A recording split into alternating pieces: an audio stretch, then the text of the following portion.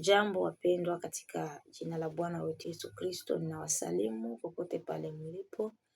Natumaini mko salama, ingawa tuko katika kipindi cha majanga makubwa katika nchi yetu, lakini katika yote tunamshukuru Mungu tu na tunamwambia Mungu asante, sababu amesema kwa kila jambo tumshukuru Mungu. Popote pale ulipo mpendwa, ninakutakia amani, ninakutakia salama, ninakutakia ulinzi na ukingo, na usiogope, sababu Yesu alisema, aseme Mungu akiwa upande wetu, ni nani atakuwa juu yetu?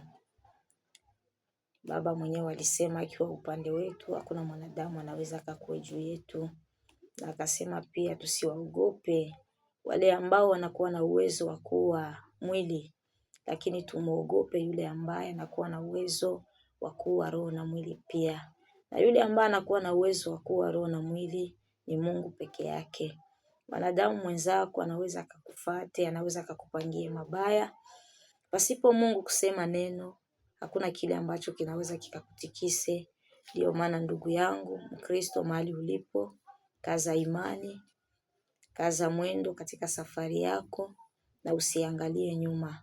Sababu siku ambazo tulimo ndani ni siku ambazo zinatulomba kuomba sana, ambazo zinatuomba kufunga sana, ambazo zinatuomba kukesha zaidi na zaidi na kumwangalia yeye ambaye aliyetufia msalabani. Tuone lile atakalo lisema, tuone lile atakalo litenda juu ya maisha yetu. Basi popote ulipo, nakutakia amani, nakutakia salama, nakutakia nguvu zaidi, maana pasipo nguvu wenyewe hatuwezi.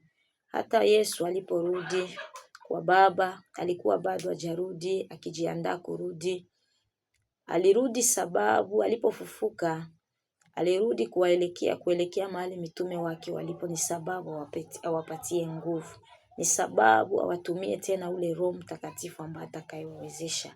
Pasipo nguvu za Mungu hatuwezi lolote. Pasipo nguvu za Mungu imani zetu hazifanyi lolote. Unaweza kuwa na imani, ikiwa ile imani haina nguvu ya Mungu, hata ufanye nini ndugu yangu, hakuna chochote ambacho unaweza ukajiwezee. Ndio maana popote ulipo, sikia kujipa moyo na kumwambia tena Mungu, nipe nguvu, nitie nguvu. Maana hata Yesu katika kipindi ambacho alipitia kilikuwa kipindi kizito, alipokuwa akikinywa kikombe ambacho Baba alitaka akinywe, aliomba nguvu. Akamwambia Baba, nitie nguvu, maana mwenyewe sitaweza.